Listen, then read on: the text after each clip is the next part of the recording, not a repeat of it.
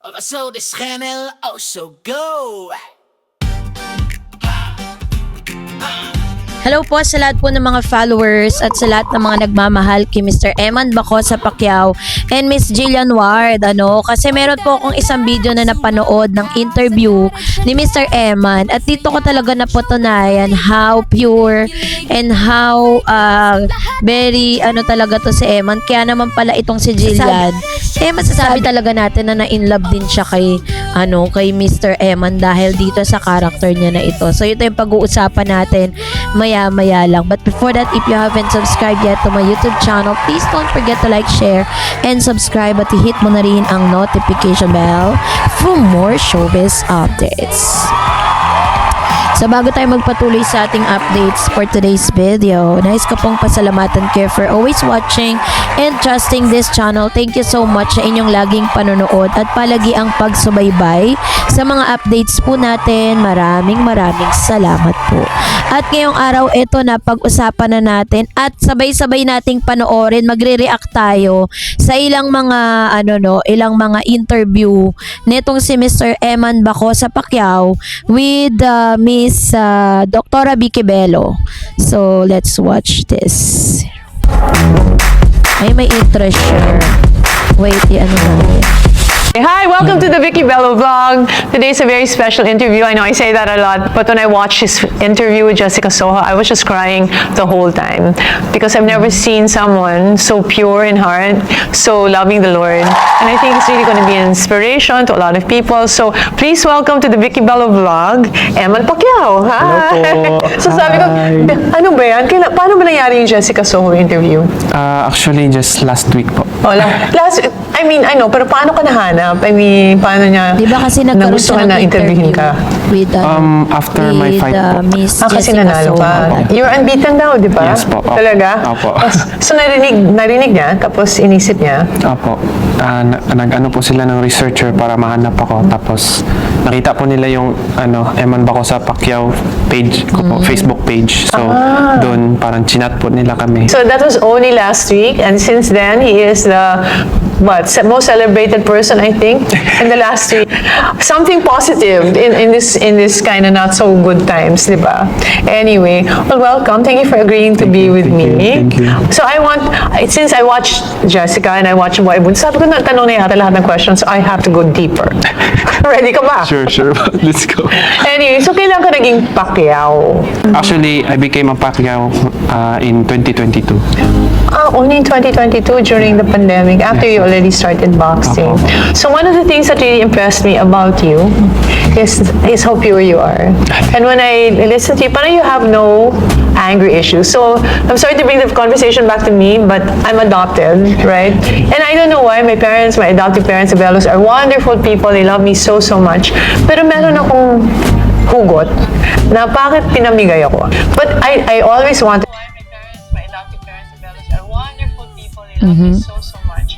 Pero meron akong hugot na bakit pinamigay ako.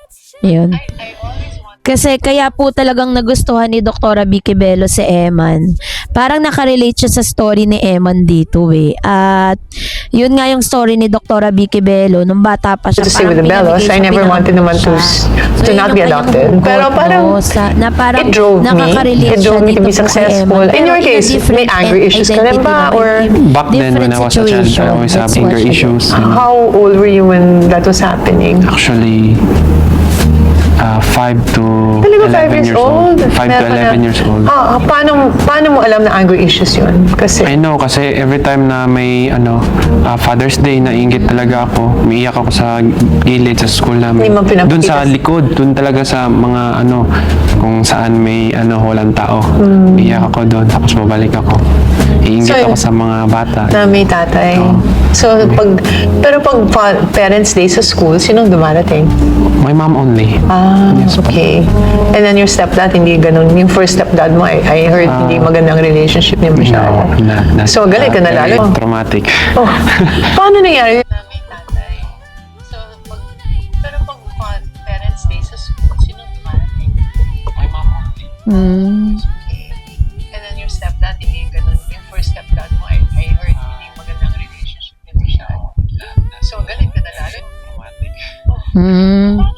Na-trauma siya kasi parang yung asawa ng nanay niya ngayon is nagkaroon siya ng stepfather, hindi naging maganda yung So, naging yung mom experience niya. method Siyempre, to yung totoong tatay niya nga, work so hindi she niya can provide nakakasama. for her Tapos yung family. pangalawa, pumangalawa pa yung kanyang Yung stepdad, pera, no? Na pinapadala niya, parang hindi po napupunta. hindi rin naging maganda yung Sumunod naging po ng experience, first hindi rin father. naging mabuting And tatay para sa tumatawa naman kanya. yung nanay mo So sa'yo. talagang dinala niya yon yung kanyang may bigat na dinadala si Eman. Tapos binubugbog po kami noon, ganun. Never ka nagsikretong tumawag sa kanya para masabi sa kanya na Ayoko rin naman, naisip ko po yun, pero alam ko na nag-work Oh hard my siya God. naman, kahit may sakit siya. Oh, nag-work diba? talaga Ang siya. hirap Hindi naman niya na kaya, nun. nag-work pa rin siya. So, ayoko ma-down yung mentality ni mama, nag-worry siya sa amin. So, sinasabi ko na, ma, okay lang po kami dito. I love you Oh po. my Keep working hard, G. mga ganun. Talaga? Apo. okay. Tapos pag ayoko rin naman, naisip ko po yun, pero alam ko na nag-work hard si mama sa Japan. May sakit siya, nag-work talaga siya, kahit hindi niya na kaya, nag-work pa rin siya. So, ayoko ma-down yung mentality ni mama. So, sinasabi ko na, ma, okay lang po kami dito. Uy niya, umiyak siya ng sobra Paano niya kasi nalaman? Oo. sobrang payat po namin nun. Para Grabe, no? Ang hirap ng pinagdadaanan ni Eman kasama ng kanyang mga kapatid. Pero mas minamabuti nila na hindi ipaalam sa nanay nila kasi nga ayaw nila na mag-alala yung nanay nila dahil nag-work nga yung mami niya, yung mama niya sa Japan para masustain yung kanilang mga pangangailangan dito sa Pilipinas. So, imagine Grabe. 21 Let's years of watch difference pa. mo sa youngest brother mo. Opo. And you're your 6 brothers, di Sabi ba? nga po ng mama ko, parang anak mo na rin to, ma. Ang sweet, Grabe. ang bait ng mami mo, ang ganda. Anyway, so going back to that, hindi mo ba na binubugbog rin yung mga kapatid mo, ikaw lang? Actually, sometimes ako. Ikaw talagang Because pinag-iinitan. father talaga, legitimate father talaga yun nila eh. So hindi ka anak talaga. I mean, he knew that you were son. And then, so inside, anong feeling mo noon? One day, bubugbugin ng kita or gano'n? Or No, nagalit ako kasi bakit nangyayari yun sa akin? Hindi ko alam kasi I just, gusto ko lang naman ang pagmamahal ng isang ama. So, naalala akong nagalit na why is this happening to me, to all of us? Tapos, pag nakita ko pa yung, actually, sometimes ako, father talaga yun, legitimate father talaga yun. kasi hindi ka anak talaga. He knew that you were son. And then, so inside, anong feeling mo noon? One day, bubugbugin ng kita or gano'n? No, nagalit ako kasi bakit nangyayari yan sa akin. Hindi ko alam kasi I just gusto ko lang naman ang pagmamahal ng isang ama. So, naalala akong nagalit na why is this happening to me, to all of us? Tapos pag nakita ko po Yung kwento po ni Mr. Eman Pacquiao, ito po ay typical na talagang nangyayari sa mga sa mga anak na iniwan ng kanilang magulang to work abroad, tapos ang pinag-iwanan mo hindi pa mapagkakatiwalaan, 'di ba? There are times nga na lalo na kapag may girl, 'di ba? Tas hindi mapagkakatiwalaan yung stepdad lang na kasi iba pa rin kasi talaga pag totoong tatay, minsan nga kahit totoong tatay pa pinapabayaan eh. Iba pa rin talaga kapag nandyan yung kompleto yung family mo, tapos nakikita ka ng parents mo, 'di ba? At this time is kumbaga parang andaki pala ng bigat ng responsibilidad na dinala ni Eman. Kaya rin po siya nakarating dito sa part na to na talagang nagsumikap si Eman. That's what. nangyayari to sa amin. Lagi naman kaming lagi naman kaming sumusunod sa mama namin. So, question ko noon na, Lord, why is this happening to our life? Hindi naman po kami masamang tao. Hanggang sa naintindihan ko, lumaki ako, naging strong person naman ako. I learned how to forgive and to understand things na God is only building me up. I as a know, I Christian. actually was thinking kung hindi mo pinagdaanan yun. Bugbog rin yung mga kapatid mo, ikaw lang. Actually, sometimes ako. Ikaw talagang pinag-iinitan. Father talaga, legitimate father talaga. So, naalala akong nagalit na na why is this happening to me, to all of us? Tapos pag nakita ko pa yung mga kapatid ko, sobrang payat, nakakaawa tignan, gutom Kahit na sarili gutom. niya anak, payat din, hindi rin niya pinapakain. More kasi siya sa sugal, sa billiard and gambling. Ganun. So, nung dumating ang nanay mo, nakita niya na ang papayat niyo. Sobra po. So, Liliit po namin. then, sinabi niyo na anong nangyayari. Opo. Then, pinaalis na niya yung, Opo, iniwanan niya po. iniwan niya. Sinabi rin po namin na iwanan mo na yan, ma, kasi he's not a good example. May galit ka noon. So, talagang, I mean, I would be mad kung Yes. binubugbog ako, Yes, di ba? of course. So you were not this gentle, mabait Eman that I know now. No, actually, kine-question ko lagi si God, bakit nangyayari to sa amin. Lagi naman kaming lagi naman kaming sumusunod sa mama namin. So, kine-question ko noon na, Lord, why is this happening to our life? Hindi naman po kami masamang tao. Hanggang sa naintindihan ko, lumaki ako, naging strong person naman ako.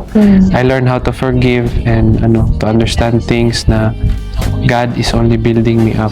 I as a know, I Christian. actually was thinking kung hindi mo pinagdaanan yun. I can't really say I'm a Christian if wala akong napagdaanan na mahirap. And not sa only buhay. that, I think it built grit. Yes. Di ba? Sometimes when children are too pampered, Yes. konting ganun lang, or else, parang iiyak na, ikaw matatag ka. I think you have the heart of a champion because, I'm thankful na hindi rin po ako bitter. hindi.